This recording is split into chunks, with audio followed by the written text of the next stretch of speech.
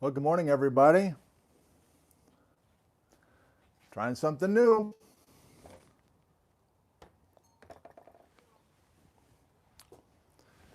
The local time is 8:43 a.m.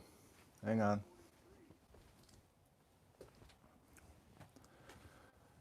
"8:43 a.m. and we will begin our program called Strike Slip Faults at 9 a.m. at the top of the hour. A little more than 15 minutes from now. Go ahead and skip ahead if you're watching this in replay form. Otherwise, this is live and we're chatting with folks who are tuning in from around the world. And we have someone else who's tuned in from a different portion of the backyard. You want to say hi? Well, would you like to say hi to these guys this morning, young man? I'm looking straight ahead. I don't know about you. Now, do you see something over there? Okay. Well, this is a spot we're trying this morning. Kind of chasing the sun on a Sunday morning. Every Sunday we're going to have a different sun angle. But I'm quite a ways away from the house, thanks to Townie Steve. And so we will be checking how we're doing on a regular occasion. But are you wanting to say hi to these guys? Do you want to come in pretty close? Oh, what's it right up there? What's right up there? Oh, yeah. Okay. So, yeah, this is, we're underneath the shed. The frogs are right over there. And it's a beautiful warm sun this morning. And everything else is kind of in the shade, I'm realizing, this time of year. And it's only going to get, yeah, I think the sun's, okay, see ya. I think the sun's going to be behind the neighbor's house in a couple of weeks. So we'll improvise, but we'll focus on the matter at hand this morning. I'm barely going to use the chalkboard, so if you have trouble seeing the chalkboard, it's okay. We're going to use just barely what you see. How are we doing? Are we functional? Who can I say hi to? Jeff from Vinman's Bakery. Good morning, with his icon there of whatever that was. Baked good, probably. Let's just... Alabama, Dorset Coast in UK, Red River Gorge in Kentucky. Hello. Germany, Thomas. Vancouver, Matt. Thanks for the audio and video reports. Upstate New York, the Netherlands, Jacksonville, Florida, Denver, Colorado, PDX, that's Portland, I believe, Oregon, Bonnie Lake, Washington, Camino Island, Washington, Albany, New York, Michigan, Tasmania, hello. Arizona by day. No, I don't know what that said. Sydney, Australia, hello. Another UK, missed the town, sorry. Warsaw in Poland, if that's true, I'm excited by that. Thunder Bay, Canada, Devon, UK. It is a beautiful morning here. There's no two ways about it. It's late September, it's almost October, and the sun is brilliant in the morning sky here. I'm very pleased by that. Superior, Wisconsin, way up north there by Duluth. Oh, God. Summerland, BC. Hey, we're doing some BC stuff today. Pasadena, California. Hello, Chris. The Bitterroot Valley in Montana. Newport, Washington. Oh, it's damn near Idaho there. Shenandoah, Iowa. Okay. So, Hungary, hello, good morning. Ontario, Canada, Ottawa. Texas, Missoula, Montana, another Texas. Russia, hello, Vladimir. Pahrump, Nevada. Yeah, man. So pleased that you're all here. Medellin Falls, passive margin. Let me check the laptop, make sure we're okay. And you know what we're doing today. We're doing this today. We did this a couple days ago.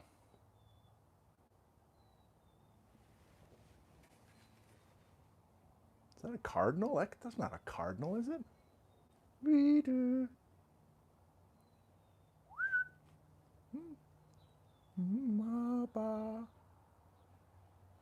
Ba-ba. Ba-ba. Not a birder.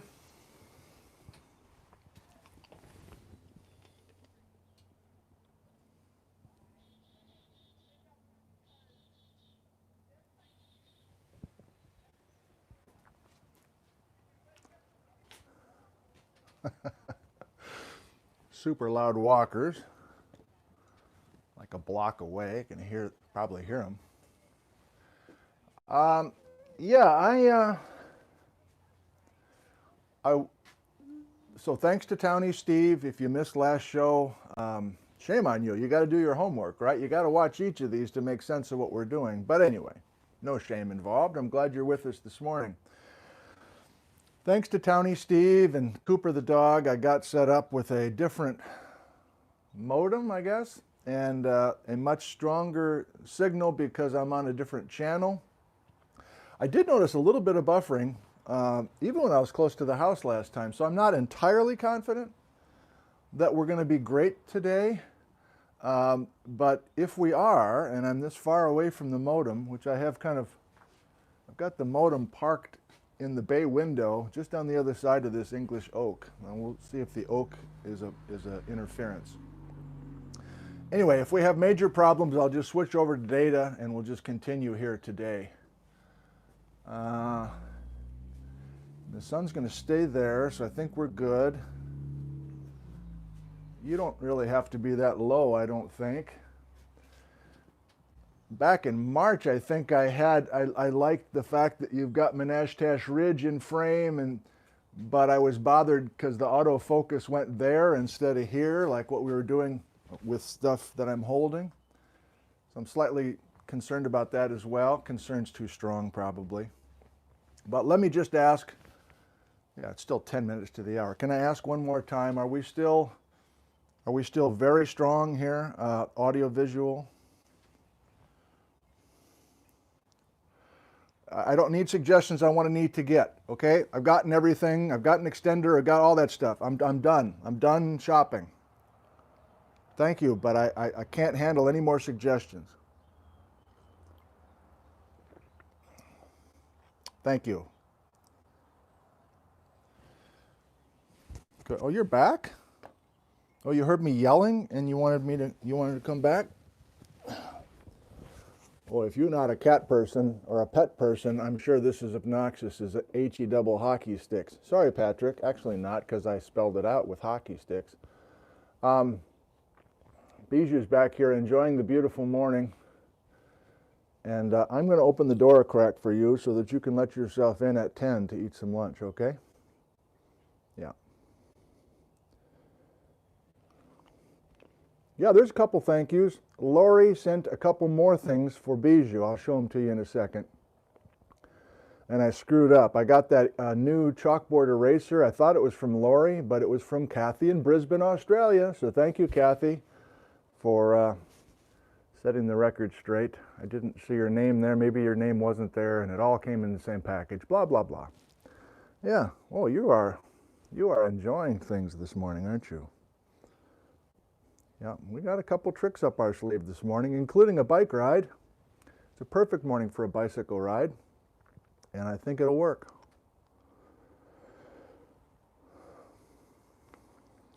Well, what do we do? Do we just sit here then? You just want to stand here the whole time? So thank you, Lori, for the additional package of cat crack or what was it? Yeah. Oh, birds, huh? All right.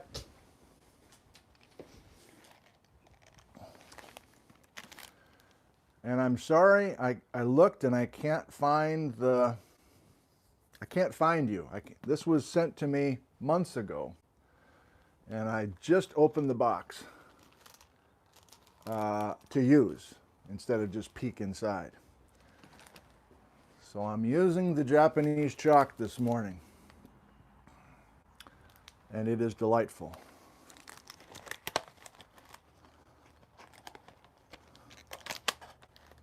I don't know how to read that.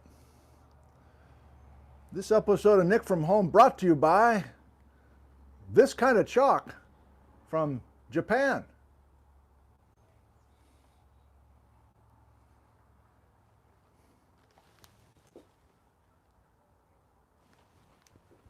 Thank you. Here's what Lori sent. Thank you, Lori. Let's see if Bijou goes crazy. This is my normal chalk box that I've used for years when I do portable chalkboards in the field and that sort of thing. And the name is faded almost to nothing. So you know, my parents were children of the Depression, and I was taught to use things until they can't be used anymore. So we save rubber bands in this house, we save nubs of chalk, etc. It's just who we are.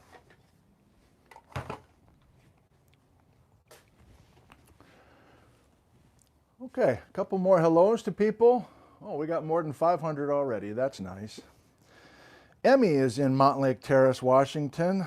Who else do we have that I haven't said hi to yet today? Look at that blue sky. Oh, you bought the Roadside Geology of Washington book. Yep, starting next week, we'll be using this a fair amount. I'm not pressuring you to buy the book, but if you want some sort of thing to read ahead or to read after the fact, because I guess I'm not giving you a heads up ahead of time, but of course I'm getting emails. What do we read for this week? I love the enthusiasm, but I don't even know what we're doing next week. Got a vague idea, but I got work to do. All right, distracted. Marks and Graham, Jim, Leslie, and Muffin, the cat from Eugene, Oregon. Hello. Say hi to my son Jack, who's down there. Anna-Rika from Finland. Is that true, Finland? I think so. Richmond, BC. Finland says hi. Another one. Pittsburgh, Pennsylvania. Troutdale, Oregon. Hey, Ramesh will be watching today. Ramesh, and thank you, Doug, for connecting. I haven't sent that email to Ramesh, but Ramesh was the artist who had those absolutely amazing, I'll call them watercolor illustrations in the Stan Chernikoff book from 1995, and I still use those things. So thank you, Ramesh, and I hope to connect with you by email. Just, if nothing else, just to thank you. Switzerland reporting for duty. Grazie. It's the only word I know. I probably screwed it up. Mount Tabor, Kathy and John in Portland. Smoky, California. Seriously, David, you guys are still dealing with that. I'm sorry about that. Gracie, age 10. Hello. Alaska says hi. Hello, Jim. Ketchikan, Alaska. Another Alaskan. We will get up there today, just a bit. Alberta, Montana. Oh, just got the Roadside Geology of Montana. Wonderful. Spokane, Albany, Oregon. I don't know why I struggled there. Dallas, hello. Marcel from the Netherlands. Harlan, Iowa. Bob has a video freeze. I'm not going to be fazed by that. Henderson, Nevada. Scott, hello. Clearwater, Kansas. The great state of Southern California. Oh boy. Similar to the great state of Eastern Washington. Or Liberty, or whatever people are calling it. Sorry about that.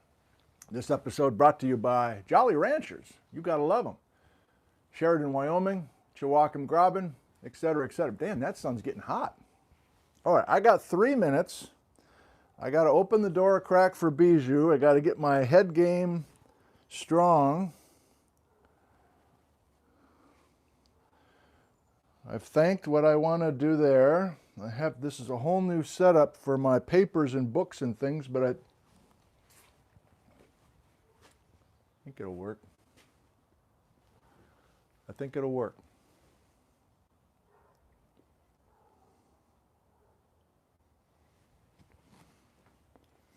I don't know if I like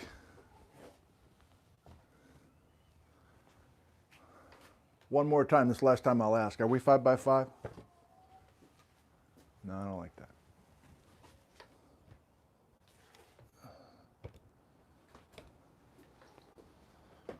What is 5 by 5? Why do you guys keep saying that? What is 5 by 5? I didn't know either, sir, for a long time.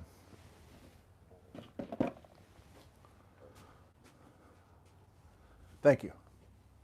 Great. I'm a free man. I don't have one butt cheek on the house live streaming anymore. Nice. Sorry, Patrick. We'll see you in 2 minutes.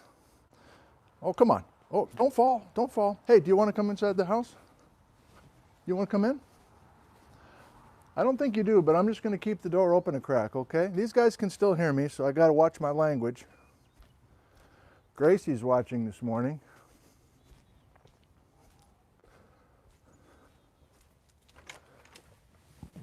I wonder if they can still hear. I'm inside the frickin' house. All right. Okay, you know how to get in if you hear your food.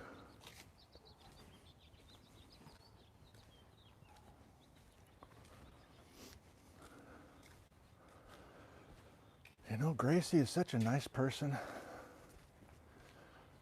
She's so nice. Age 10. Super nice. Talking about you.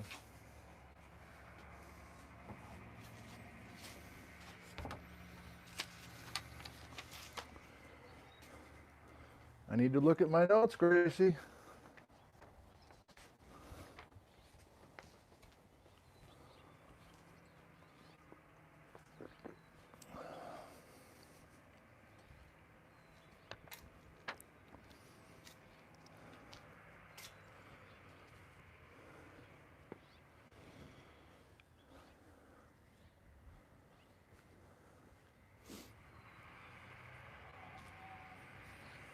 Muffler boy.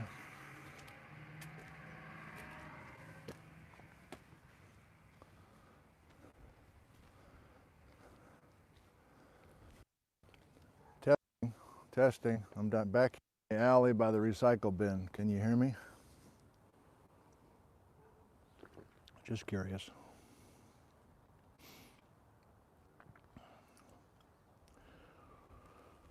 All right. Well, this is gibberish. I don't know what these notes say. Oh boy, this is going to be a disaster. Gracie's got her notebook out. I'm not going to have anything to say. Oh boy.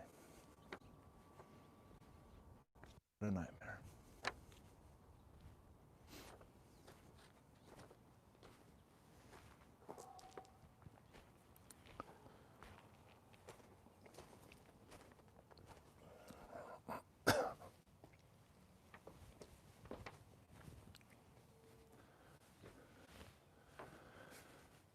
Well, good morning, everybody. Thank you for joining us on a Sunday morning here in Ellensburg, Washington, USA. I'm your host, Nick Zentner. I know for some of you it's Sunday evening. It may even be Monday morning in Australia and Japan, for all I know, but we've got a lecture. These live streams this fall are brand new. I'm recycling a few things here and there. For the most part, I'm learning as we go about exotic terrains here in the Pacific Northwest. Our session last time was Friday afternoon. That was section E, as in egg. We're going A to Z. We're going all the way to Z at the end of the alphabet. And today is the fault show, F, best I can come up with. So we are talking about faults this morning, the last of our table setting sessions. So the next time I see you will be Friday at 2 p.m. I think that's October 2nd. And in October, we're finally to the terranes. And we'll be using the Roadside of Geology of Washington. We'll be using many of the other resources, deep science papers, some general stuff as well. And I felt that these first 6 sessions were necessary, including today. So what is the game plan today? Well, I don't think it's hard today. I don't think this is challenging today. I'm a little more casual and loose. Maybe I'm too confident, but I think this strike slip fault business is tangible, it's visual, It doesn't involve 27 steps in logic or unraveling. It's a pretty simple story. Let's get a diagram right off the bat for what a strike-slip fault looks like, even though I'm sure most of you have at least have a vague idea. There we go. We have a fault, which is a crack in the Earth's crust. We have movement of the Earth's crust, but we're not making mountains. We're not making valleys, big valleys. We are sliding the crust laterally. And each time we slide the crust laterally, there's a big earthquake. And the reason we're spending a whole session on strike-slip faults is these faults are all through the fruitcake. These strike-slip faults, there are dozens and dozens of strike-slip faults that are all through the exotic terrain bedrock area. So I'll tell you right up front, I hope that we'll accomplish a few things in October, November, and into early December when we finally get to session Z. I hope we'll accomplish a few things with different terrains, different ages of rock, different timing of things coming in, maybe even some plate reconstructions, maybe even some alternative ideas to what was going on over the last 200 million years.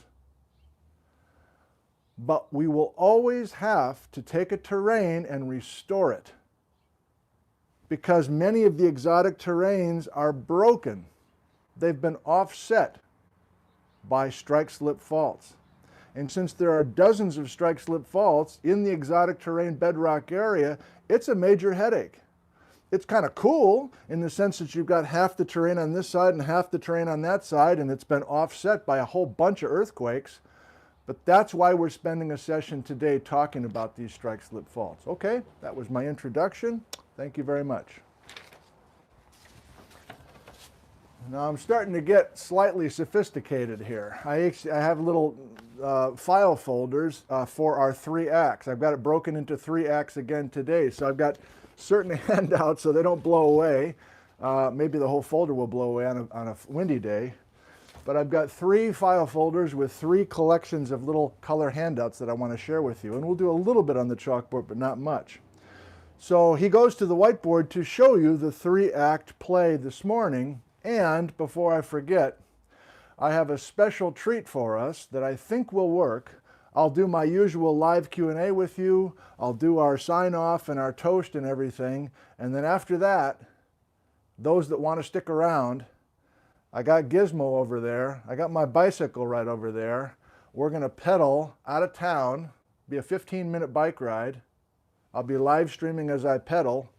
And we're going to go south of town so that we can actually see some of the fruitcake. Mount Stewart, the Stewart Range, is part of the fruitcake that's not below us. The fruitcake has risen 9,000 feet above sea level. We know that most of the time the exotic terrain is beneath us and concealed and buried. That's the first of the 3 acts today. So using crappy black ink on this whiteboard, here is the plan today. I would like to start the first of our 3 acts today, not with strike-slip faults right off the bat, but kind of a look back at all of our complications that we've already discussed. Burying the exotic terrain bedrock, invading from below the exotic terrain bedrock, restoring the coastline where the exotic terrain bedrock meets the old part of North America, and then our topic today. Then we'll do some basics about what a strike-slip fault does and how we can describe the movement on a strike-slip fault. This word dextral kept coming up in our Nick on the Fly interviews with Merle Beck and Daryl Cowan and Ralph Haggerty. They kept saying dextral. I knew I'd have to come back and help us realize what that was. And then we're going to go to 3 examples. There's dozens of strike-slip faults, but I'd like to pick 3 just to study and implement our knowledge that we've acquired, you and I together. Okay, that's the plan. So what was Act 1? Realizing that our exotic terrain basement is difficult to see. And it's difficult to see First of all, because of so much burial. So many lavas are younger than the exotic terrain. And so here's one famous place where we have exotic terrain basement rock that's underneath miles thick of German chocolate cake, or the Columbia River basalts, the flood basalts, the plateau basalts that poured out over not only the exotic terrain bedrock, but also parts of the passive margin as well. That's a problem. And we don't know hardly anything about the exotic terrains that are clearly beneath all those lavas, but they're there. So I have this as well that we've used a number of times, showing our important boundary between old North American rocks, including the passive margin rocks. Sharing one more time, the rocks from Sharon and Colville. She gave us, in the box, she sent us a bunch of examples of what it looks like to look at originally passive sedimentary layers that were deposited at the beach and offshore, and now are mostly metamorphic. So we have lots of argillites and quartzites that used to be muds and sands along that margin. But the first prop this morning I've been teasing you about for many weeks now. What analogy will I use for the exotic terrain bedrock that is mostly concealed? A fruitcake.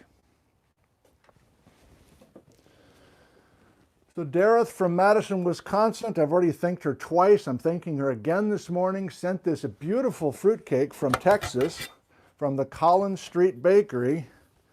And I've removed now the cellophane, and we have our fruitcake, and you're like, I can't see it. I can't see it. All I can see are the pecans on the top. Exactly. Whoopsie. This is the fruitcake, and I'm using fruitcake because there's such a crazy variety of constituents that make up this bedrock that was accreted, that was added on to the edge of North America in the last 200 million years.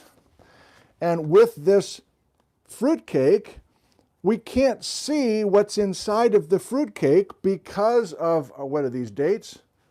No, candied something? I don't know. These red and green things, I'm sure you'll tell me what they are. I can't think of the word right now. These things and these nuts are blanketing and concealing the terrain basement rock. You want to go a step further? You got the concept, but what the heck?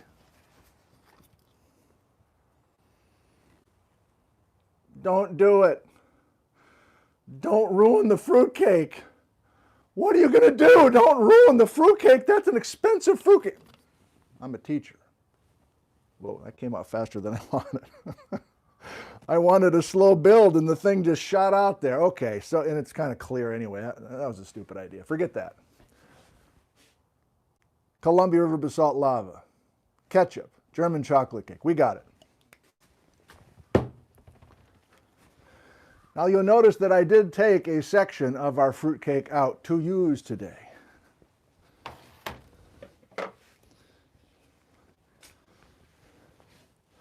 And if we can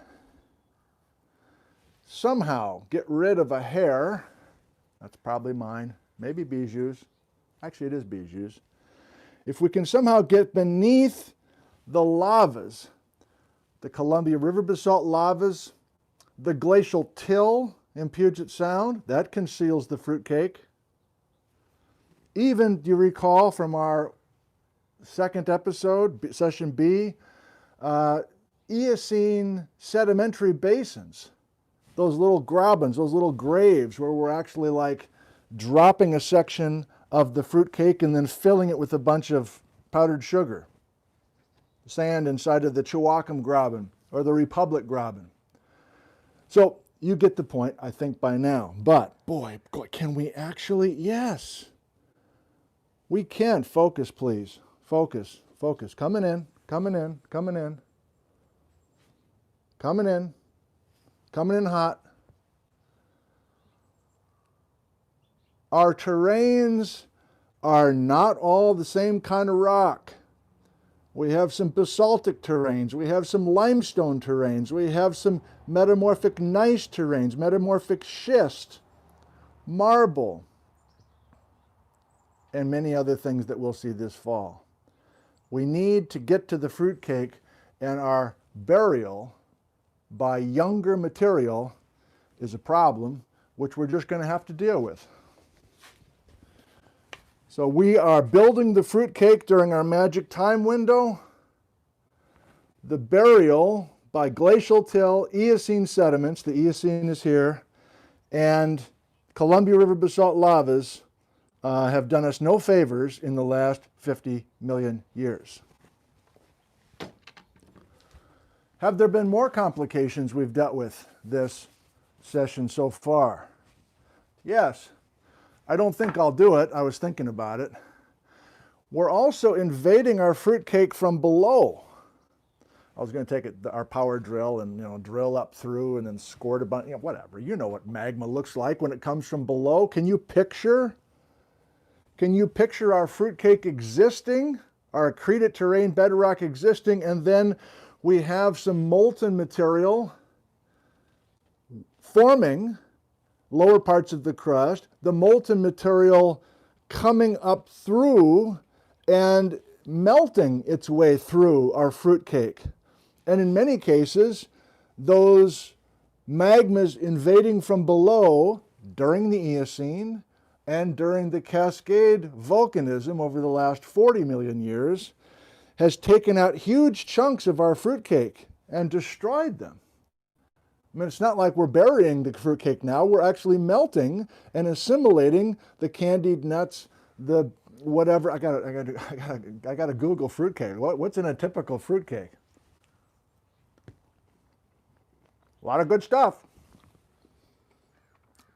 We are removing key parts of our exotic terrain bedrock by invasion from below. We're kind of reviewing here, but I just want, now that we have the visual, to realize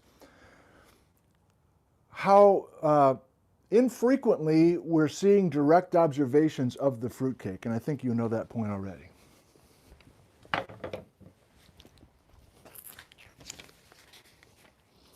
From last time, we realized that this coastline between passive margin and exotic terrain bedrock is also complicated. And this was our discussion from Philip King's. A couple of you sent me a bunch of information about King, by the way. Thank you for that. Died in 1987, so exactly my grandfather's vintage. And he was mostly a USGS geologist. He just taught a little bit at UCLA and a couple other teaching stints just briefly. But Philip King is showing us this exotic terrain bedrock story, even though he probably didn't know the details. I'm sure he didn't know the exotic terrain details at the time. But he was mapping out in the Pacific Northwest this crazy swing. And last time we said that the fruitcake has to be restored, that the boundary between old North America and quote-unquote new North America, the fruitcake, this boundary has to be shifted back east. And if we do that, one of the main points that I think some of you liked is that the Klamaths and the Blues used to be lined up. Like the Klamaths are out here now, but if we restore all the basin and range extension and the clockwise rotation, we're going to get the fruitcake aligned essentially so that the Klamaths and the Blues are both right in direct contact with old North America. And that's setting the stage for next week. If you're talking about setting the stage, that we're going to start bringing in terrains, and we're going to be right at this boundary and bringing in the earliest arrivals of material. Again, we're coming back here next time on Friday afternoon and bringing the first of our pieces of the fruitcake. Okay, you've got it by now. The last complication is the strike slip faulting. Shall we cut the fruitcake? We'll see if this works.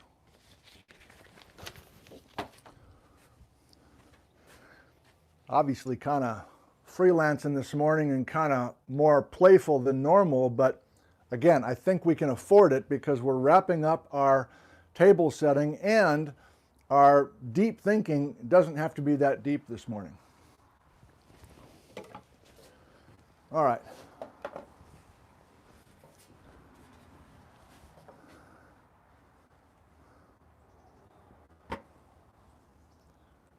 Don't know if this will work. Let's try it. No, it's not. Yeah, I'll try it. I'm going to try to come through the green thing, and maybe I can nail one of these pecans in half. We'll try. I can't show you why I cut. Oh yeah, that worked pretty well. So we're transitioning to Act 2, about the details of how a strike-slip fault works. Okay? So it's one thing to talk about our fruitcake forming and to know each of the parts of the fruitcake and to realize that each piece of the fruitcake is of a different age and was brought into the cake at different times. But the last thing we're going to do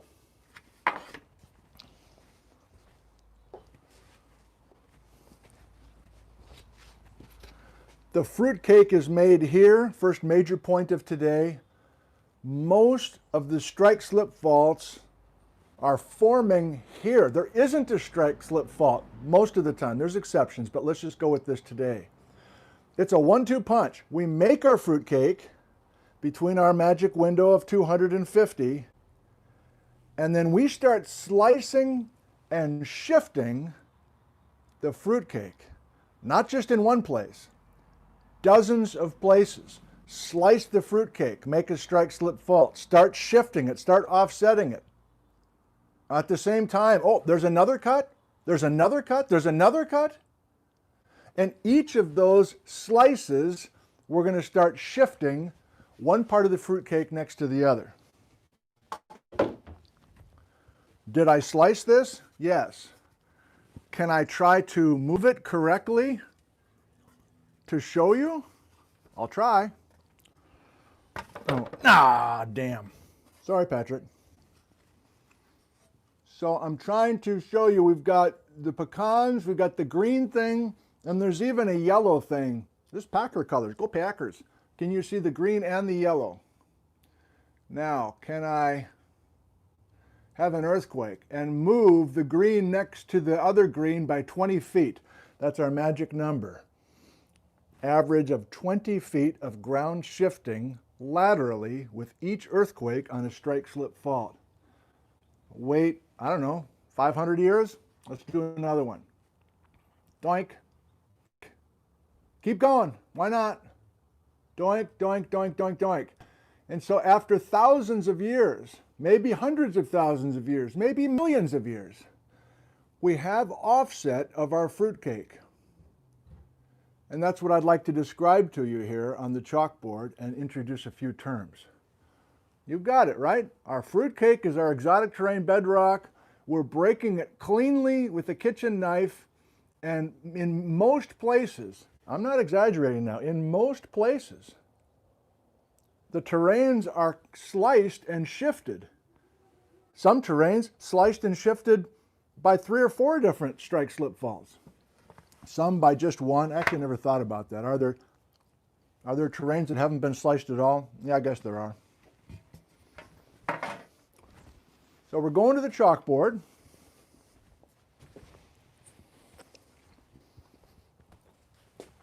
This is a map view. And each of these is looking down from above. And each of these is a strike-slip fault. We could be in Washington, in British Columbia, in the Yukon, in Alaska. That's where we're going today. We can be in California. We can go in Mexico. I just had this thought a few minutes ago. I don't know if it's accurate. Maybe you can help me. I don't really know of any strike-slip faults that are in the Craton, in the old North America. Are these strike-slip faults exclusively in the fruitcake? I'd never really had that thought before. Now, one answer is, oh, of course, you know, these are going to be close to a plate boundary, and that's true. There's a plate boundary, and we'll see that discussion in a bit. But is there any evidence of strike-slip faulting in the old North American continent? I can't think of that right off the bat. Minor point, moving on. Notice that each of these strike-slip faults kind of has a general agreement. In other words, they're close to north-south, and a couple are true north-south, but most of the strike-slip faults we'll be discussing this fall have a bit of a northwest-southeast trend. A northwest-southeast trend, and that's not an accident. These strike-slip faults from Alaska to Mexico and even Central America are responding to a plate tectonic story. And I'm going to say it right off the bat without explaining it a whole lot today, but I want this established in our mind. These strike-slip faults, some are dead, some are active, meaning some are no longer making earthquakes, some are still making earthquakes on a regular basis, are telling us about a history of oblique subduction along the western margin of North America. Oblique subduction. Ooh! Oblique. God, this is nice chalk.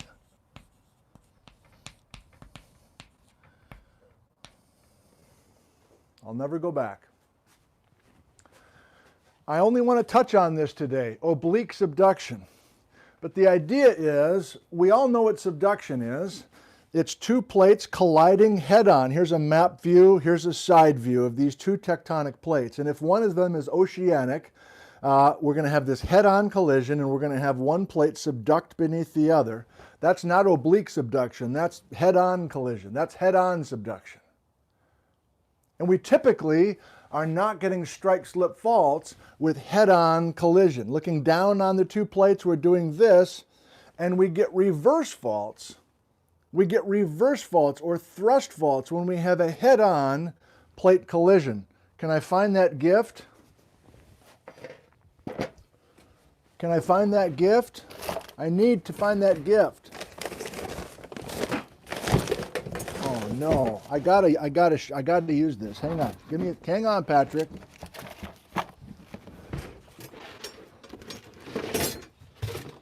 Oh, you're kidding me. I'm sorry, sir.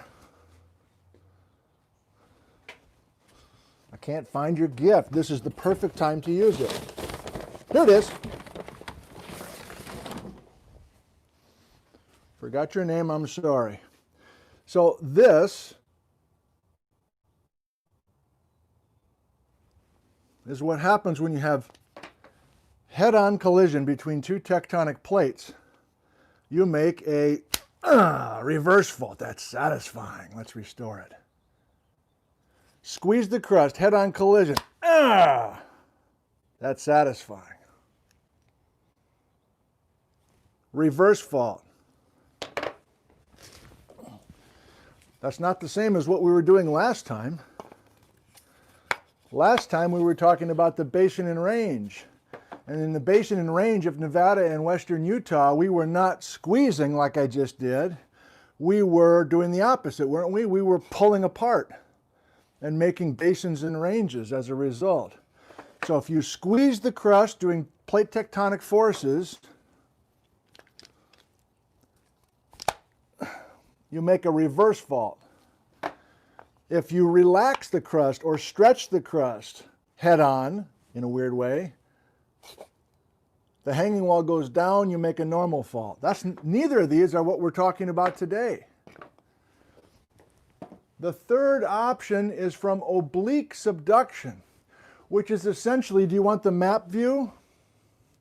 Which is essentially not a head-on. You're looking down from heaven now on two tectonic plates. They're not colliding. One of them is coming, they're sideswiping. It's not head-on, it's oblique. And if you have an oblique relationship, you make faults, but they're not normal. And if you have oblique subduction, you're typically not doing this either. Damn, that's satisfying. And I just broke it. I'm sorry. Please forgive me. Please forgive me. I just broke it. I'll glue it, I promise.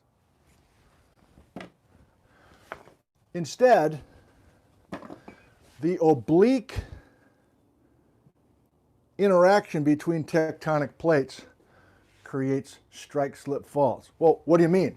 Aren't those just faults? Yes. Are they strike-slip faults? Yes. That's the situation to create these guys, where we're not making mountains, we're not making huge valleys. Instead, we're torquing the crust laterally, we're breaking the crust cleanly, and it's like a perfect fault in the sense that it breaks everything just like a razor cut, like you would cut a fruitcake. So, a couple of terms for you. You have the concept now of oblique subduction. Kind of forget about it now because we're down now to localized terms. I'll erase it. I'm sorry, Kathy. I'm used to using a wet cloth. I hope you can forgive me. So if we have a strike-slip fault, the concept is, can we find something that is linear that was once upon a time crossing the strike-slip fault? Now, we want something geological, but just from our world, could this be a fence? Could these be railroad tracks? Anything that is crossing the fault before the earthquakes begin on the strike-slip fault. Okay, got it? Now, if we have our first earthquake, the west side of the fault is going to shift compared to the east side of the fault. And the question is, how is it going to shift? Let's do the same thing over here. Let's do the same thing over here. Let's do the same thing here, okay? We have 4 strike-slip faults in California, let's say, or Washington, or British Columbia, doesn't matter. All through the fruitcake, we've got our 4 strike-slip faults, even though there's dozens and dozens. We have some sort of marker layer. Maybe it's a lava flow layer. It could even be a blob of magma that used to cross the fault. But ideally, if we're really getting greedy, we want something linear like this. Now, some of you know what I'm going to do. If we start having earthquakes on these strike-slip faults, we're going to shift the crust. Now, I'm not saying there's an earthquake on all 4 of these faults at the same time, because there almost certainly is not. These earthquakes happen one fault at a time, and there's no pattern that we know of yet. But I would now like to describe to you the relative motion, or what we call the offset. Can we describe the offset? Which means, can we describe how these 2 sides of the fault moved? Those 2 blocks, how did they move? We can't even really use hanging wall and footwall in this case. In fact, I think for the most part, to be as simple as possible for us here, I don't think we even want to visualize an angled fault. I think we want to visualize a vertical fault. To be as simple as possible, let's visualize all 4 of these strike-slip faults in the fruitcake as perfectly vertical cracks. Okay? And let's pick this one. And let's do the earthquake that I just did, but let's do it with these blocks. What am I going to do here? You're walking around up here. We just built our fence. We just built our fence across the fault. In fact, there it is. There's our fence on the fault, across the fault. Now let's make the earthquake. What am I going to do? Ready? Uh-oh, big earthquake. 20 feet of shifting along the fault plane. Ready? 1, 2, 3. And you're like, what? Nothing happened. Oh yeah, it did. And you're like, I didn't see it. Doesn't it look the same as it did before? Yeah, it does. But we can take that fence that used to be across the fault and we can see how many miles is between Can't we take a tape measure, or can't we drive in a vehicle, or can't we go to a satellite image or some kind of Google Earth image and slap our ruler essentially on the strike-slip fault and measure between these 2 points? The answer is yes. That's how we measure offset on a strike-slip fault. Let's do it again. Ready? There's no offset right now. Big earthquake. 20 feet of movement from one earthquake on the San Andreas Fault, or the Straight Creek Fault, or the Tintina Fault. Those are the 3 faults we're going to go to today. And in profile, there's no change. But in map view, there's substantial change. You've got it.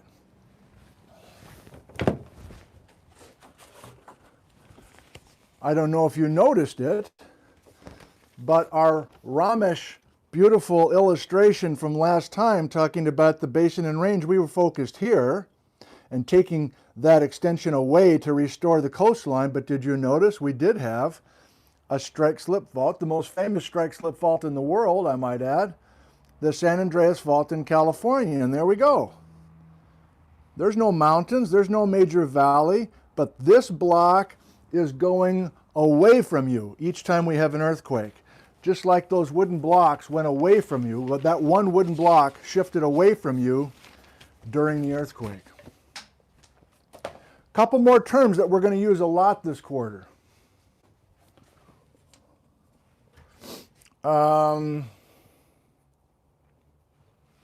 We can do this without drawing the whole thing out. Wouldn't you agree that that dot and that dot are important? I think you already have the concept, but let's just add something. These 2 points are important because these 2 points used to be next to each other before the earthquake, right? This yellow line used to be down here, and therefore this white dot used to be down there, and these 2 white dots used to be next to each other. But after one earthquake, or in the purposes of what we're doing today, after dozens and dozens and dozens and dozens and dozens of earthquakes on one strike-slip fault, these 2 white dots are going to get further away from each other. It's not like this thing goes back to the way that it was.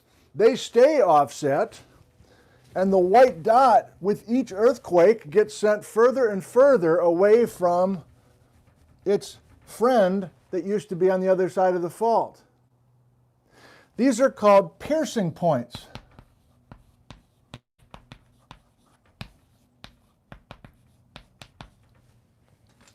And this is an important concept. You've got the concept. This is not hard today, I don't think. I keep saying that, but I don't think it's that hard. But when we talk about piercing points, we need to make sure we know what we're talking about. What are we talking about? These are the 2 piercing points for this strike-slip fault, meaning that these 2 piercing points used to be right next to each other and they no longer are. And we're going to measure the offset between the 2 piercing points. That's how we can figure out the total offset from many earthquakes along that strike-slip fault. Now I have a trick for us. It's pretty hokey, like most of the props I have, but I took the time to do it, so I always feel kind of slightly dumb before I do these things, but why not? I got it. How can I help you remember piercing point?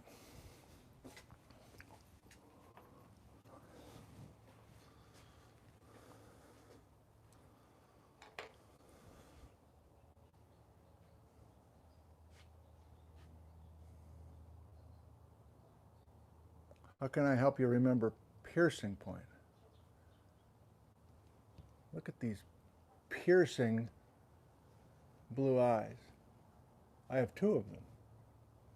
I have 2 piercing blue eyes. It's debatable, but let's just say that they're piercing blue eyes. Okay?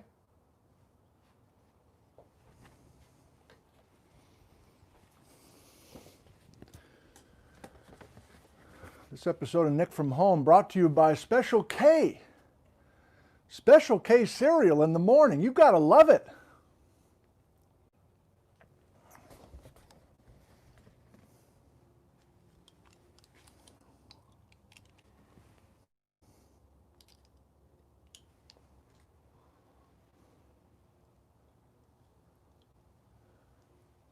Piercing blue eyes, huh?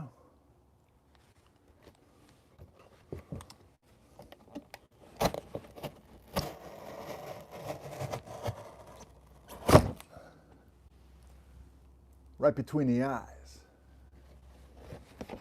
Gomer.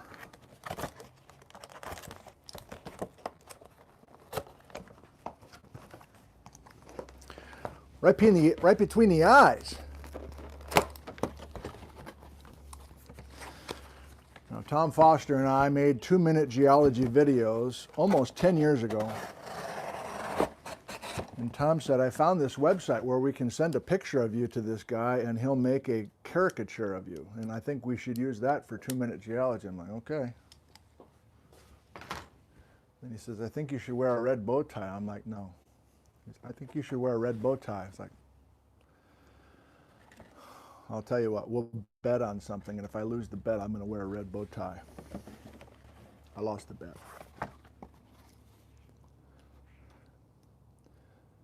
Strike, slip, fault. Earthquake. Earthquake. Where are the piercing points? The piercing blue eyes. That guy looks hideous.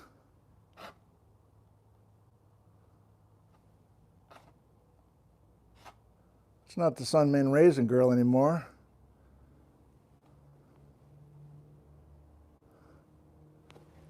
You got it? Now the last concept is describing the offset using terms like left lateral or right lateral or dextral or sinistral.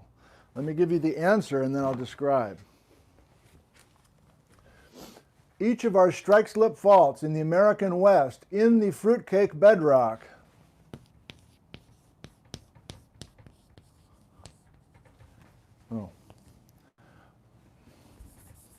are dextral strike-slip faults.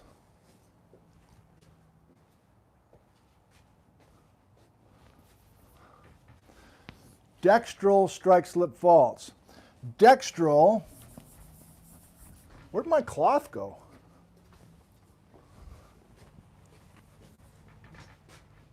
Here.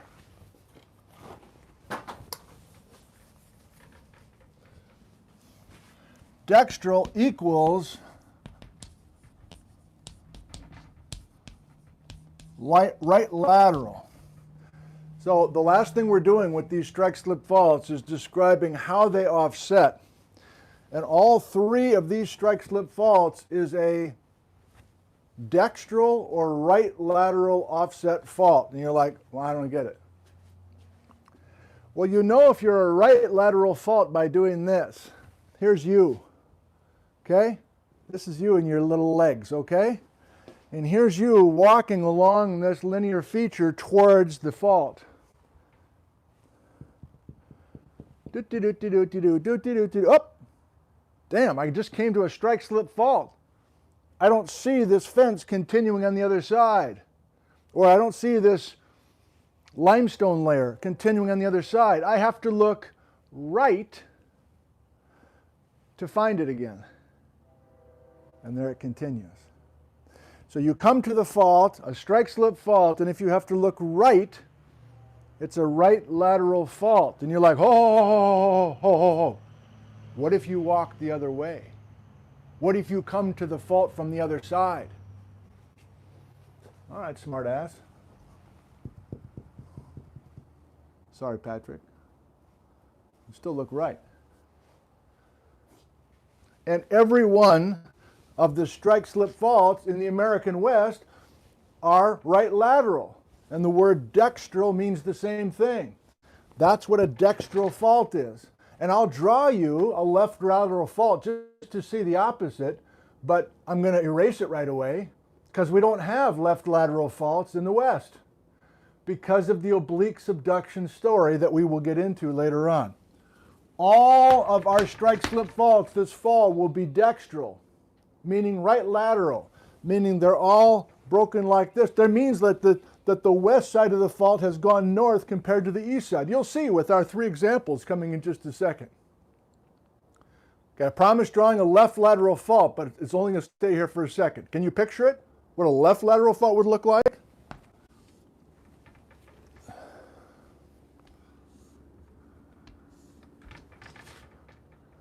That's left lateral. Do-do-do-do-do, do-do-do-do-do, I gotta go left. Do-do-do-do-do, do-do-do-do, I gotta go left. That's called a sinistral fault. They don't exist here. Plus, we're not sinners here anyway. It's Sunday morning. R. So I was careful. Screw the pan. I can just do this.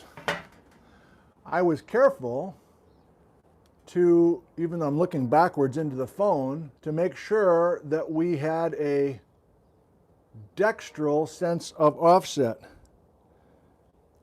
Can you see it? Not sinistral, dextral. West side shifts north. Or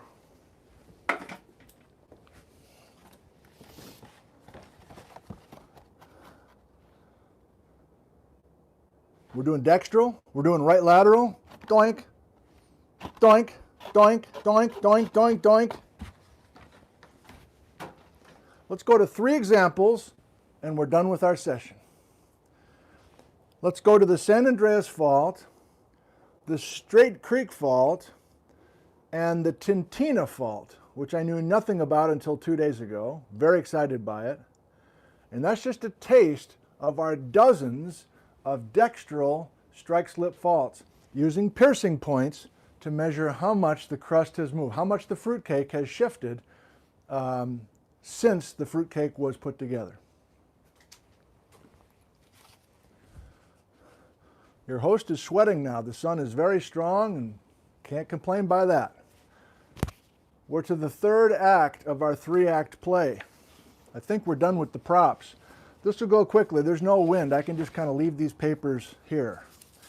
So when I started thinking about this lecture, I think it was Wednesday night, I just kind of drew this. And I'm like, what strike-slip faults could I talk about potentially? So I know almost nothing about the Queen Charlotte strike-slip fault, or the Denali, or the Tintina, which we are going to talk about.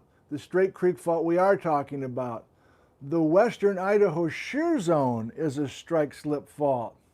A few of you were real upset I was calling it the Western Idaho shear zone because you've heard Western Idaho suture zone. Most now call it the shear zone because shear is what we're doing here. Shear is the right lateral offset, and we now have evidence, as we'll see, maybe next Friday, maybe next Sunday, of strike-slip movement on the Western Idaho shear zone. And then, of course, the granddaddy of them all, Pasadena, San Andreas fault in California. Okay, so let's go here first. Obvious place to start. Let's go to northern Washington, southern BC, Straight Creek fault, and then Tintina.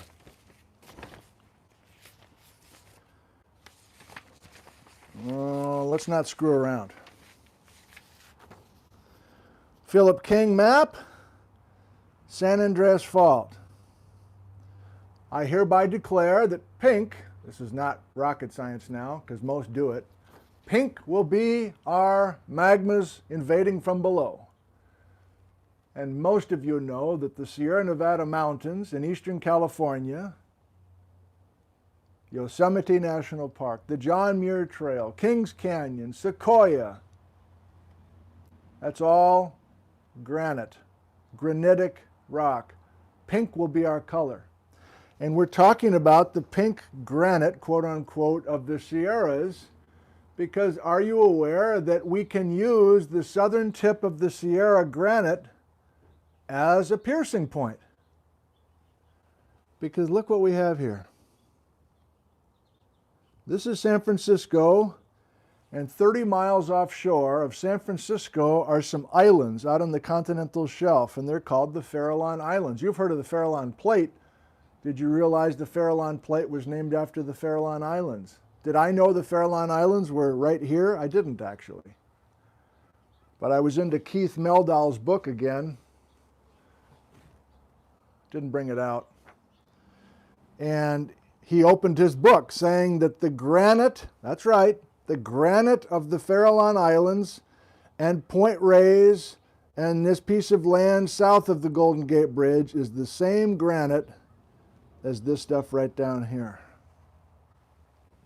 So we have our piercing points.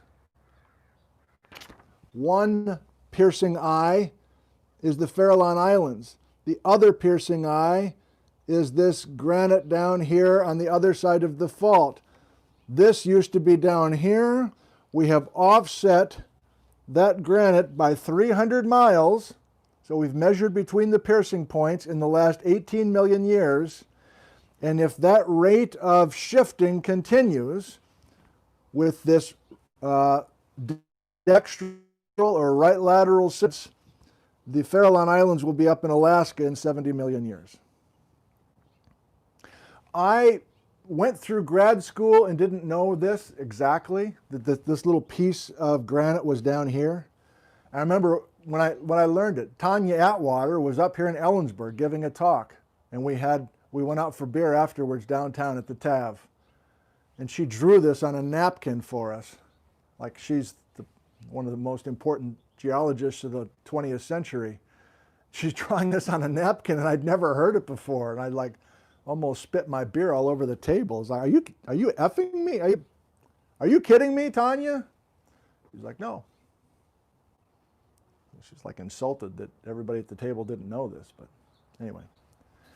So here from Google Maps is Golden Gate Bridge, Farallon Islands. Lawrence is texting me, where did I get the fruitcake? It looks awesome. Okay. Yeah. This is Point Reyes. Have you been here? Beautiful place. Is this, what's the name of it? There's a body of water that's incredibly linear. That's not Bodega Bay, is it? Is that Bodega Bay? Somebody can help maybe. What's the name of this body of water that's so straight and of course was the early, Tamales Bay, thank you. If that's how you pronounce it. Tamales Bay, that's the San Andreas Fault, man. This thing right here is right there. You can see, it's amazing. So here's where the fruitcake has been sliced and shifted, and you can see the slice. Why? Because it's still active. Major point. This strike-slip fault, as we all know, is still active. It's still making earthquakes. And we have nervous people for good reason, because we don't know when the next earthquake will happen on the San Andreas Fault. And I don't think we need to go into all sorts of elaborate scenarios with that today. But I do want to emphasize, which I have emphasized before in past programs, it's not the entire block that moves 20 feet. I'm giving you that impression here, but I want to make sure that I say that. There's no geologic evidence that the entire hand is moving 20 feet at a time. Instead, there's individual segments where there's 20 feet of movement compared to the other side. But that doesn't mean that this segment is moving 20 feet as well. So there's some transfer of stress, there's some other things that I don't think we still understand, but please I don't want to say that the big one in California is going to have the entire, this side of the page moving 20 feet simultaneously. Although the 1906 earthquake in San Francisco, the segment that did rupture went from Santa Cruz all the way up to Cape Mendocino. So that's a sizable chunk, but not the entire map. Okay, so that's one example of a strike-slip fault that's major, that has 300 miles of offset total. That's a bunch of earthquakes, right? In 18 million years. You can do the math, I guess, to figure out how many miles per million years, or even less than that, I guess. How many feet per 10,000 years or something like that. Okay? I was going to say something there. Can't remember. Oh, yeah. When I interviewed Merle Beck, I think it's when I interviewed Merle, and we got done recording, and we just BS'd for another 20 minutes on his patio. He was talking about his buddy Ted Irving, who came up with the concept of Baja BC, which we will devote a number of sessions to. And there was such staunch opposition to Baja BC, where the thought was that parts of Baja, Mexico are now up in British Columbia, and that there were thousands of miles, 2,000 miles, let's say, of movement on a strike-slip fault. And Merle told the story that Ted would talk to people in the hallway at these conferences and go, "Can you believe people don't believe us? Like, look at how much we're doing with a strike-slip fault in the last 20 million years." So he says, this is not unprecedented. Everybody agrees that this is a thing, so why can't we have a little bit more offset, Dextral offset, over the course of 35 million years? That's coming later. The Straight Creek Fault, which straddles the Washington, BC boundary. So this is from Roadside Geology of Southern British Columbia. I believe that's the book. And it's for BC readers, so they didn't even bother putting in some Washington towns. I can't blame them. I've done the opposite. You know, I don't know BC geography very well. I'm going to try, though, this fall. So here's a case where we have a fault, a strike-slip fault. It's dextral. And you wouldn't know that by looking at this, but we will look at things. Well, I'll show you one here. So this fault is the same as this fault. So our piercing points are here and here. But I mainly just want to show you the basics here, that the Straight Creek Fault, as we call it in Washington, suddenly becomes the Fraser Fault once you go into another country. Same fault. And did I jot notes for myself? I guess I didn't here. But there's 100 miles of offset between the piercing points. And this Straight Creek Fault, aka Fraser Fault, is no longer active, is no longer making earthquakes. So I had Jennifer Hackett in Ellensburg make a couple of maps for me because I wanted to do something a little bit more visual than this. So I asked her to do this.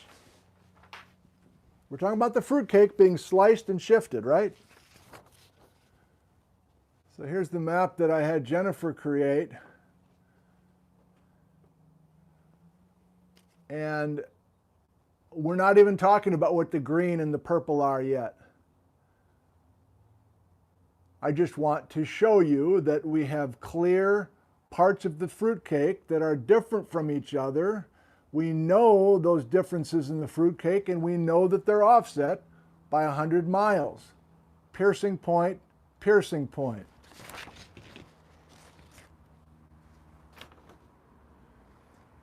As you can see, we have good evidence, which we will discuss, exactly when the Straight Creek Fault was active and making earthquakes. We can assume 20 feet at a time, just like the San Andreas.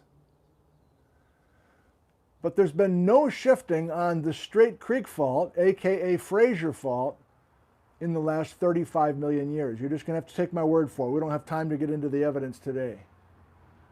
So this is closer to my backyard, a Straight Creek Fault that the closest to my house you can find it is at a little town called Easton.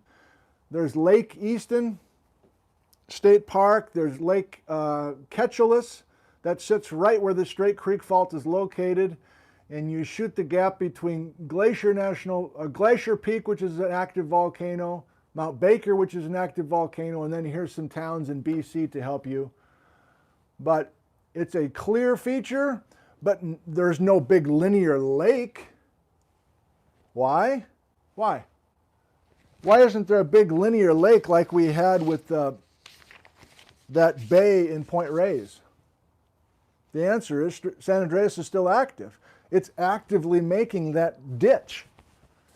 This ditch, which clearly was a topographic depression, hasn't been active in 35 million years, so there's been burial and invasion from below and everything else. Okay? So Jennifer did a nice job making this, and then I got greedy and said, could we restore that 100 miles? In other words, Jennifer, can we get those piercing points to go back to where they used to be? So to do that, I'm not the first person to have the idea. There's other illustrations like this. We're restoring the purples and the greens to what they were like 50 million years ago. And if we do that,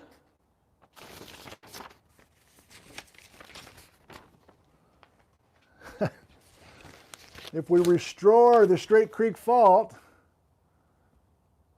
we've got weird roads and towns that are next to each other 50 million years ago that aren't next to each other anymore.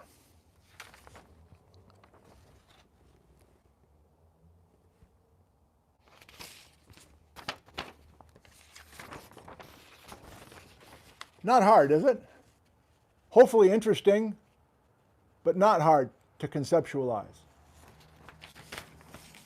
One more, and this gets me into brand new terrain AIN, and terrain ANNE.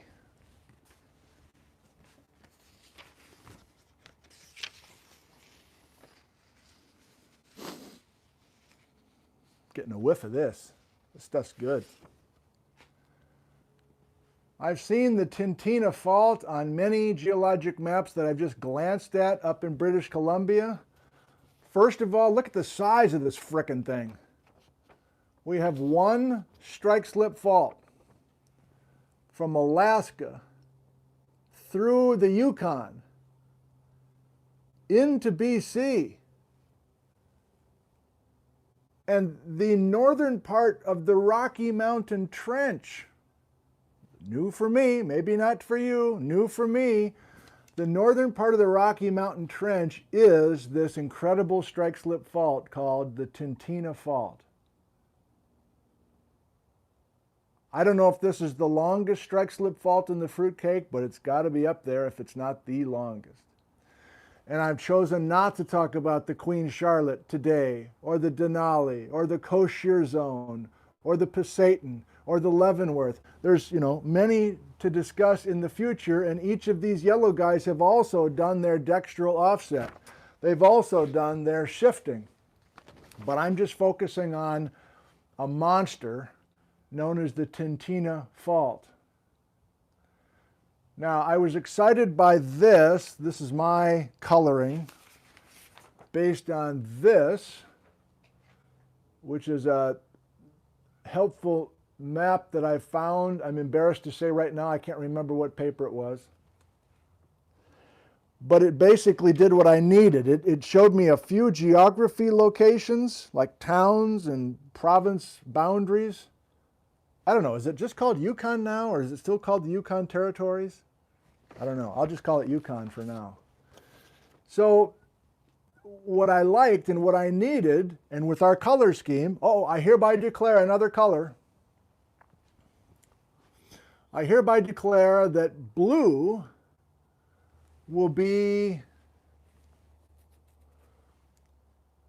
some of our oldest terrains. I won't give it all away. Blue will be some of our oldest terrains. And what's brown? You know what brown is from last time. Brown is the passive margin. Brown is old North America. So what piercing point do we have here for the Tintina Fault?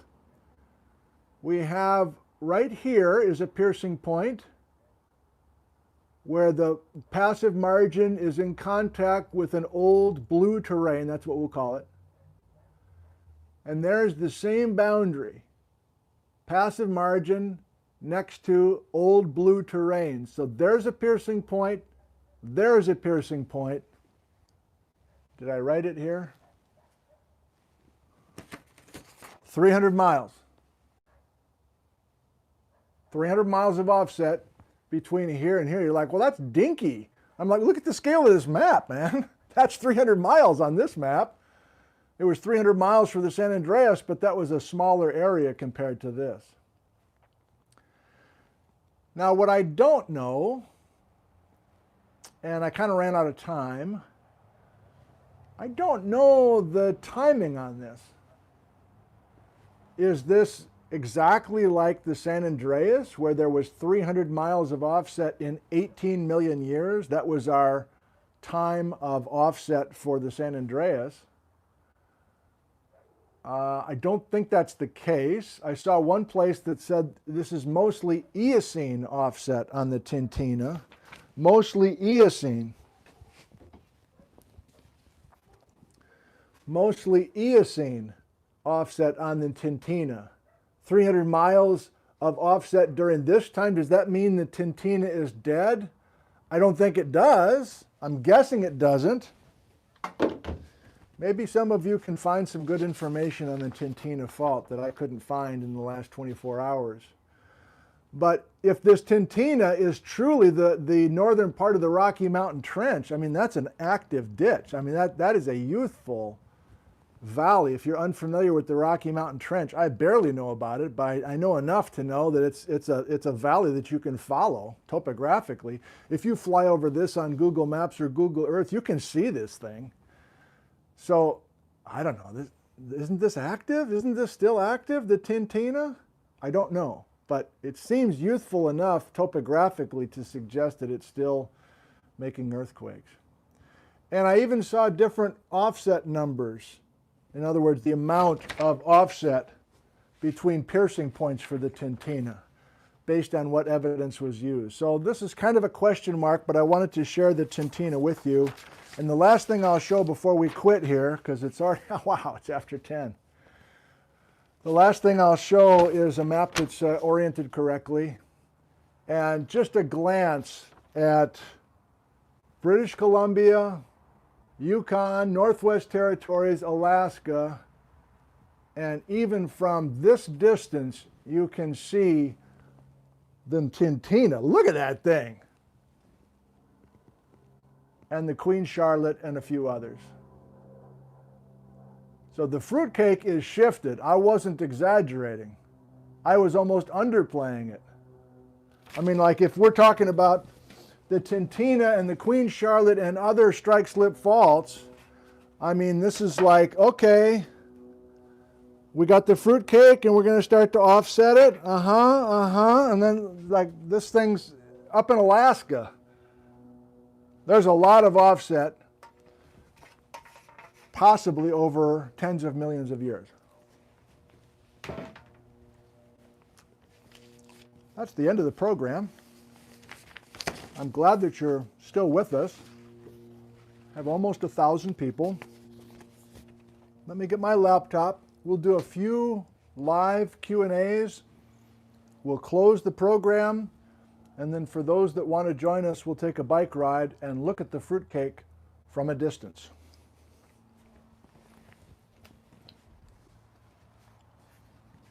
From a distance. Obnoxious song. He goes to the live chat. He pops it out like a boss. Seen the word buffer. I'm just ignoring that word. Uppercase, please. Let's just do a few here. Louise, what do the faults curve counterclockwise in the north in Alaska? Are you maybe saying, why do the faults curve counterclockwise? I don't have a great answer for you, Louise.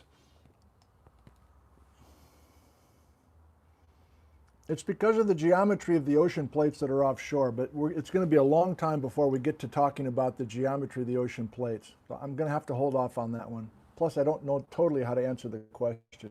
Thanks for it, though. Kay Edmondson, so if 3 strikes...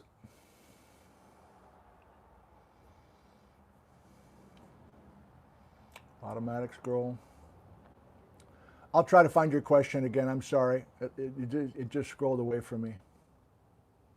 Patrick, age 7. Hello, Patrick. Is the Tintina fault still active? I think it must be, Patrick, but I can't prove it right now.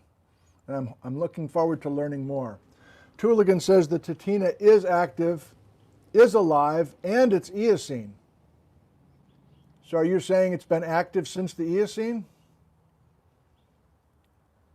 Tintina is active, says Canadian Entropy. Thank you for including Alaska, says Valerie. My pleasure, but I'm a rookie. Dead Crow, is the Alaska Yukon old terrain part of North America craton? If so, then passive terrain is on the wrong side. We'll explore that, but I'm pretty confident that what I colored brown is the old North American passive margin, and what I colored blue is terrain material that added, but I'm just starting to learn about that area. 101 Rotary Power, does the Straight Creek Fault contribute to the sharp northern turn of the Columbia River in northwestern Oregon, southwestern Washington? Probably not. A lot of people ask about the course of the Columbia River, especially when it gets downstream of Portland. And I'm saying probably not because most think that the Straight Creek Fault merges with another structure called the Olympic Wallowa lineament pretty much right here in Ellensburg. So there's not many maps that go south into Oregon with the Straight Creek Fault. But now that I say that, I remember the Rimrock Inlier. Yeah, I don't know, but I don't think so. Interesting. I'll have to look into that. Of course, it's buried, so it's very difficult to say something for sure. A lot of people saying the Tintina is active. Good to know. Thank you. Seemed like that was the case. Here it is again. So if 3 strike slip faults are next to one another, what doesn't the blocks to the west keep up with the easternmost fault, or at least reduce the separation? I think it's easiest for us now to just think of these as individual strike slip faults and not to kind of put them together. But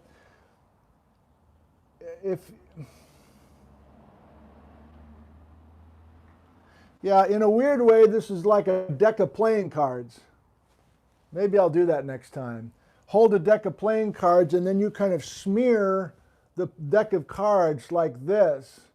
So the cards over here have been lifted way up and the cards down here are back in their original position, and almost each card has been offset, but there's kind of a cumulative offset as well. That was half-baked. I'll keep thinking about that. Where does the Kula plate boundary come into this? Kevin, thank you, but I really want to stay away from these plates, especially plates that no longer are with us. We will get there, but if we jump into plate reconstructions, we're going to lose it. I think all through October, we just have to collect information from terrains and not do a whole lot of putting it all together with ocean plates. I hope you'll understand the logic with that. Charlie, are the Tintina, Straight Creek, and San Andreas all caused by the same mantle forces, with North America moving over a stationary mantle force? I wouldn't think of that at all, Charlie. I would think about interaction between ocean plates obliquely subducting beneath North America. I wouldn't think of mantle flow as being a contributor at all. That's my take on it. Ergo 2, I hate to be that guy. Thank you. But actually, there are sinistrals in the west, e.g. Garlock accommodating strain between basin. Yeah, I know. I know. I know. I hate to be that guy. But I'm teaching about the entire American West from Alaska down to Mexico. Thanks for watching and the question. Why do the fault slice lines break so cleanly, almost sliced like cleavage on a big scale? If that's a real question. Yeah, why isn't kind of a gradual shearing? Why is it such a clean break? A little spoiler, we are going to get to something called the coast shear zone. And it does appear to be more of a schmear than a clean break. but I don't know how to answer that. It's an interesting question, worded interestingly. A couple more, we're going to hop on the bicycle. Talking about graben, that's not really our topic today. What would happen to a river if the Columbia after a strike slip fault? Yeah, there are places, Mark, in central California in particular, like the Carrizo Plain, Wallace Creek, if you want to Google that, where a stream was our fence. And then the stream was offset by movement on the San Andreas Fault, and the stream does this crazy zigzag. I mean, there is evidence of streams being affected by by San Andreas Fault. I just don't think the Columbia has that story, but I can't rule it out. Great questions. Thank you for coming. I'm ignoring questions that are related to past live streams. I'm just looking for stuff related to today. I appreciate all the questions. Is the Straight Creek Fault direction rotated since forming clockwise? That's an interesting question, Warhawk me. The entire west has been rotated clockwise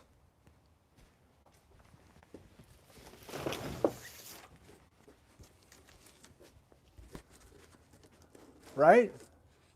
And Warhawk is saying, well, if the Straight Creek has stopped doing things in the last 35 million years, is the Straight Creek itself, like both sides of the Straight Creek, rotating? And the answer is yes and no. Yes, rotating, but not much, because the Straight Creek Fault is so close to northern Washington and in BC. It's not close, it's in. The Straight Creek Fault is here in a place that's really not doing much clockwise rotation at all. Interesting question. Two more and we're done. Nick, is the 1872 Chelan earthquake fault a normal fault? No, it's a reverse fault. And if so, is there extension going on? No extension, compression. So that's the 1872 Chelan earthquake was this, and it's due to the clockwise rotation. And that's current and affecting the fruitcake, but we can't see the fruitcake there. One more.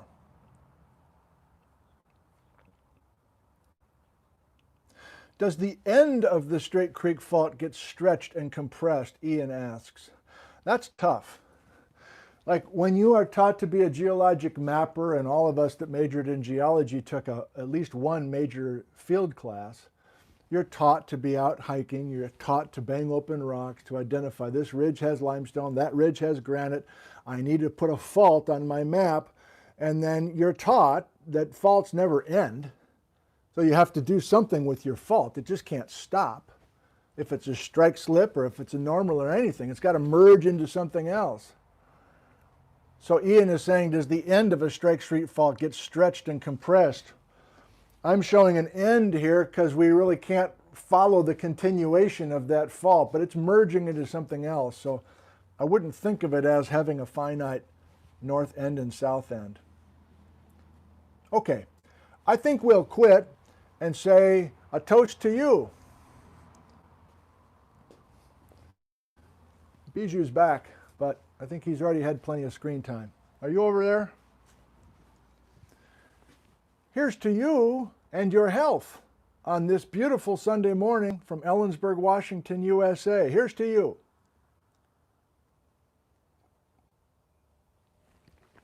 This was a gift from somebody over the summer, so thank you. Can't remember your name.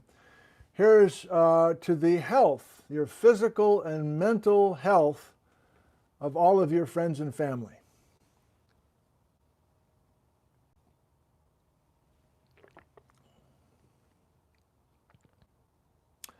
And why not? Here's to us for continuing to try to learn new things. It's energizing and satisfying. I can only speak personally. It's satisfying to keep learning new things. And for me personally, it's a feeling of relief. Tintina, yeah, I should really sit down and learn about that. Well, when you actually sit down and spend a couple hours and you put a few things together, there's a deep level of satisfaction there. So here's to more of those kinds of feelings, at least with our geology sessions this fall.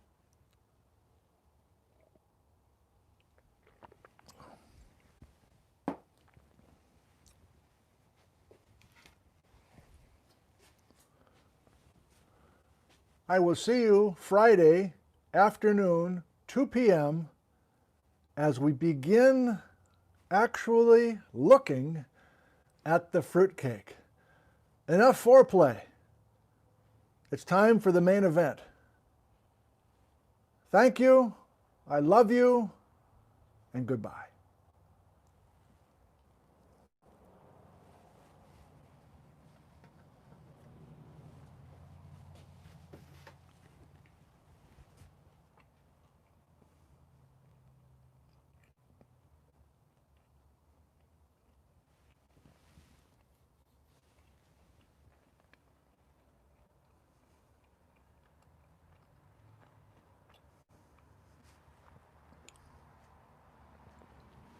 Okay, you're still here. We're going on a bike ride. Now, this may not work, so the pressure's off. If it doesn't work, it doesn't work. But if you've got another 15 minutes, we're gonna pedal to the edge of town. So I've got you know what, I'm gonna switch my battery pack on my mic. So you can't hear me right now, right?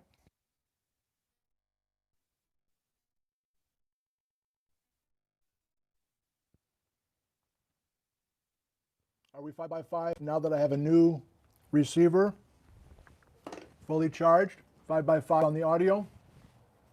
5x5. Binman's closed this morning. Delay in the comments. 5x5. I'm closing the laptop.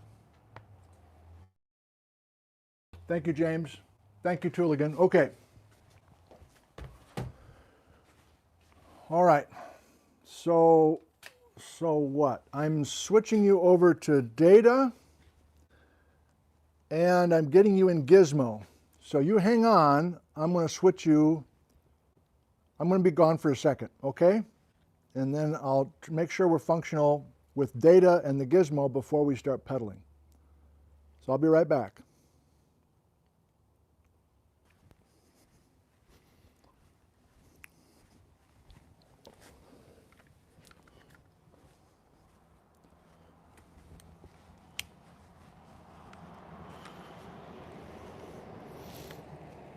Hang on a sec before I really ask you.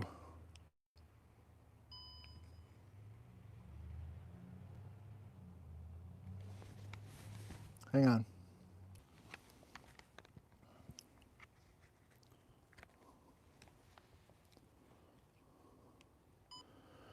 God, it's been a while since I've used Gizmo. I can't even remember what I'm doing here. Hang on, Patrick.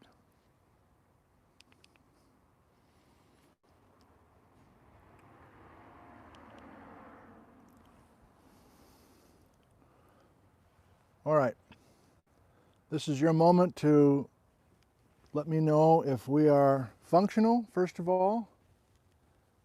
We're in Gizmo and we are on data. I'm gonna wait for a few more 5x5s. There's a delay here. Functional, says Patrick. A lot of 5x5s, good. Okay, we're just gonna go for it. Flipping you around.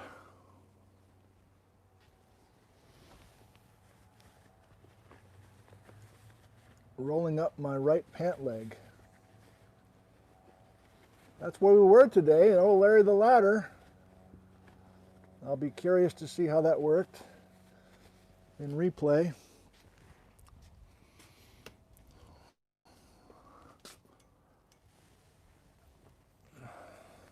Okay.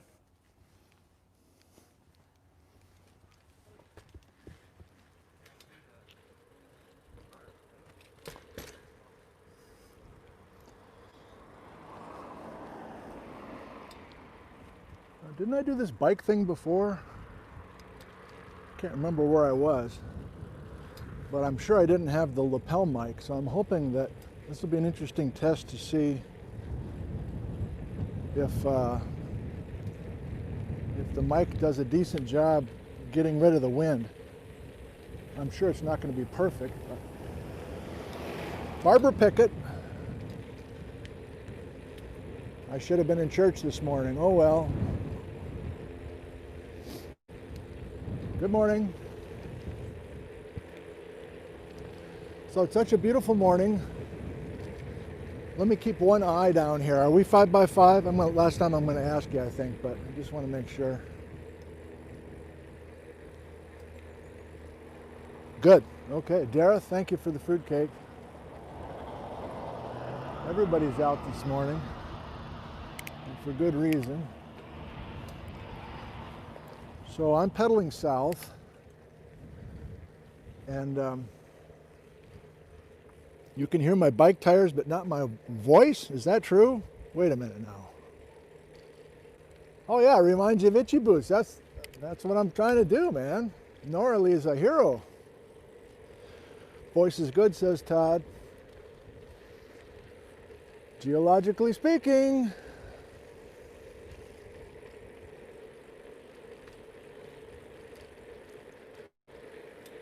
All right. So this is where doesn't matter. I'll edit myself.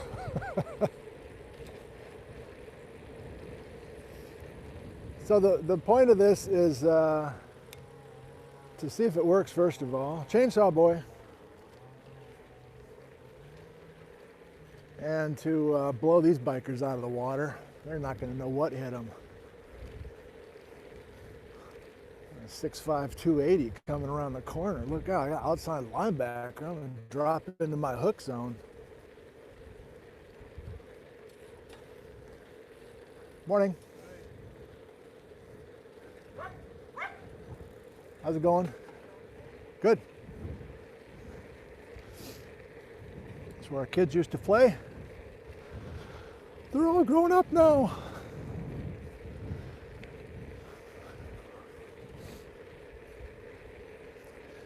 So I'm testing this number one. Number two, we're just kind of celebrating the end of our table setting and kind of putting a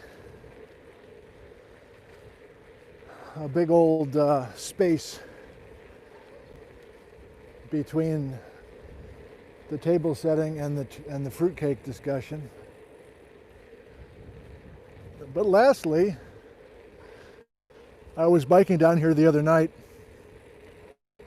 on a beautiful evening, and the Stewart Range looks so amazing. And I need to warn you before we get there. I can't zoom, as you know, when I live stream. I'm confident I just can't do that.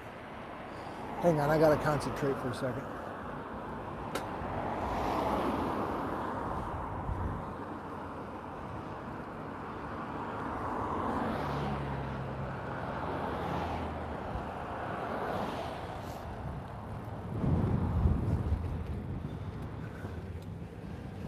You know, excuse me.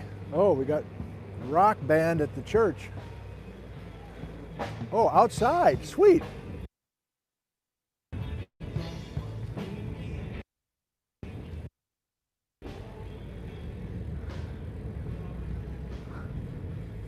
I didn't know they were doing that. That's not my church, but it's cool that they're out there having service in the sunshine, distantly safe and all. Anyway, we're going to a point where we can kind of see the Stewarts, but I've learned from live streaming in the past that when I think I have this amazing shot, when I live stream, the lens or the camera or whatever is just by default, as I guess I understand, it's pretty wide angle. So what I'm trying to say is we're heading to a nice view, but I don't think it will look. Good morning. I don't think it's gonna. I guess our goal is, can you see the Stewart Range, even these little dinky little sawtooth ridges on the horizon?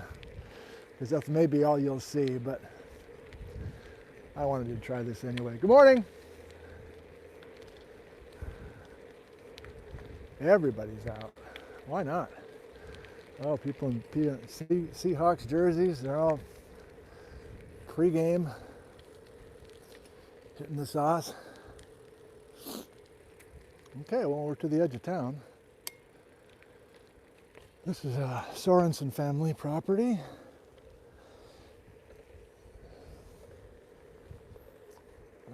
Every time I'm down here, I'm so lucky we have farmland so close to our neighborhood, and I realize probably won't be here forever. I think I even saw a for sale sign for some of this where they're gonna put in more McMansions. Oh well, we'll enjoy it while we got it. Oh, if I'd thought about it, I would have brought some cash. You put $1 in that coffee can and you go pick your own corn. Oh wait, oh, they just finished. They just got rid of the corn. Oh well. Okay, well, if you're watching from a distant land, pretty classic rural scene here, and we'll go. I don't know how well you can see it. Again, I can't zoom, but can you see there's a slot canyon straight ahead, just past that Burger King sign? That's Menashtash Canyon, so I drove up that to get to Quartz Mountain when I did that Nick on the Fly this summer.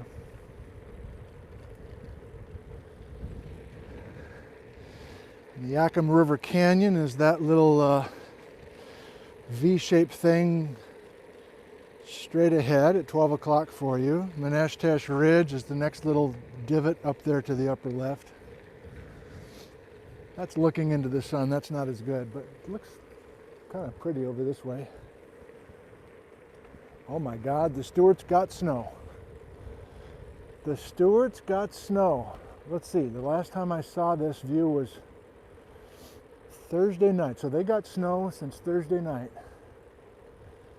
All right, so the moment is arriving. Still have almost 800 of you. That's wonderful. Must be weird to watch this live if you're laying in your bed at 2 in the morning somewhere. All right, so we're going south. Can you see the freeway? It's the Interstate 90, so that traffic's going to Seattle. To the right to Seattle, to the left to John Stockton's house. Okay. He's going to try to turn around here without falling.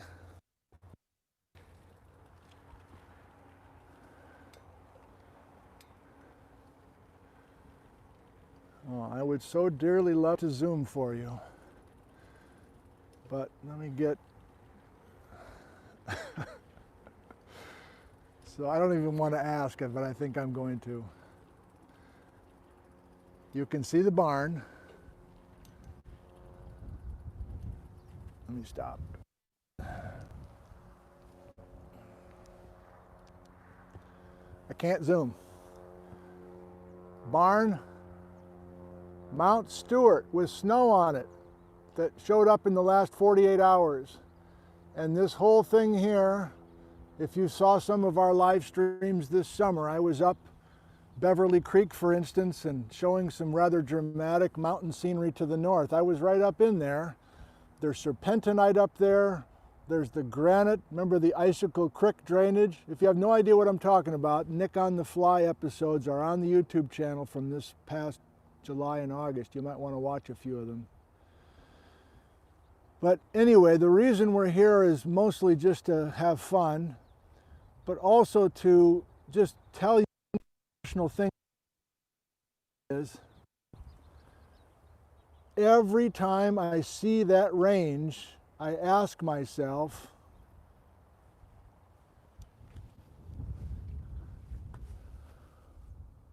why haven't you sat down and learned the North Cascades? Why don't you learn about the exotic terrains? It's all there, you just have to make time and sit down and learn it.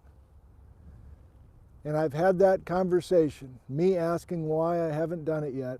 and me answering myself because I'm doing other things. That's why I'm excited about what we're doing this fall. I can finally look, hopefully, and by early December go, oh yeah, that's the fruitcake. I know why the fruitcake is up at the surface. I know why, if you go from the fruitcake all the way to the Yukon, I know some basic things about the fruitcake now. And I certainly didn't have that before. Oh, that's interesting. You can't see the Stewarts any better now, can you?